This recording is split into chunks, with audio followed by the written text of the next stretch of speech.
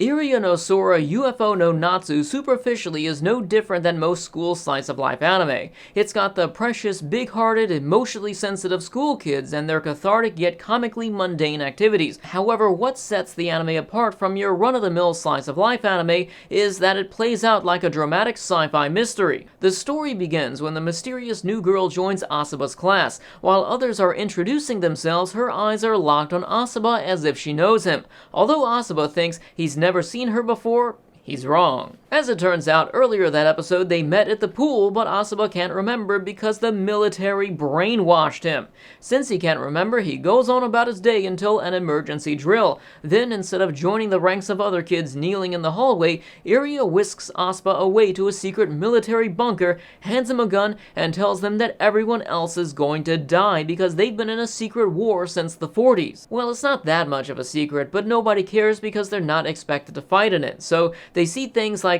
air raid sirens as drills they don't have to take seriously. My experience of watching Iriya no Sora was conflicted for the first 60% of the anime. On its surface, everything seems okay, but occasionally something abnormal will happen that makes you believe the characters are in grave danger. The characters acknowledge this reveal and then go about their everyday life as if nothing happened.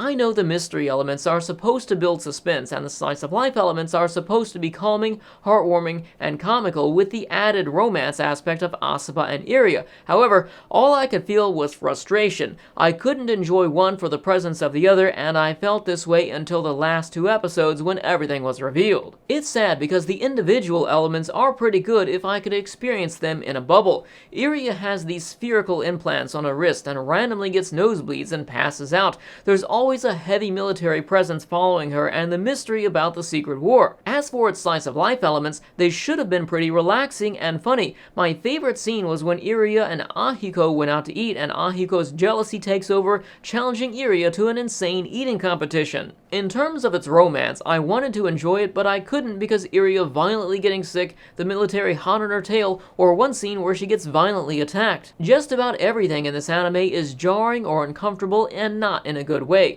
Even when we get the major reveals, they're just subtext to other jarring occurrences. For example, there's one scene where a nurse explains some of Iria'S past. Meanwhile, Iria'S passed out on the floor covered in blood she vomited and 4 syringes sticking directly into her heart left empty and protruding from her chest like she was left for dead.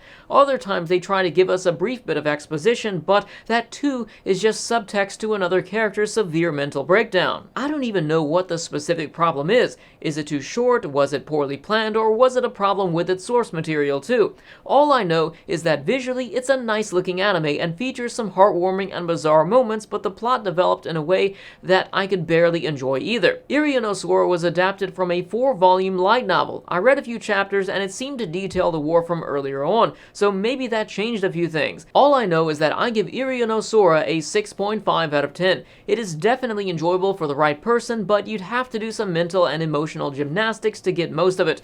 On the other hand, if you think this sounds interesting, it won't be a massive time investment at 6 episodes. For everyone else, I'd recommend Saikano. It's a similar premise but executed much better despite not being perfect. It does everything Iriya no Sora offers but much better in my opinion. Thanks to Duncan for requesting this anime through Patreon. If you'd like to request a short anime like this, head on over to Patreon or join my YouTube channel membership. Both are linked in the video description. If you decide to check out Iriya no Sora, come back and tell me what you think. Like the video if you enjoyed it, and check out my anime review playlist for other anime I recommend. Thanks to Nia-chan for 3rd tier Patreon support, and I'll see you tomorrow with another anime review. See you then.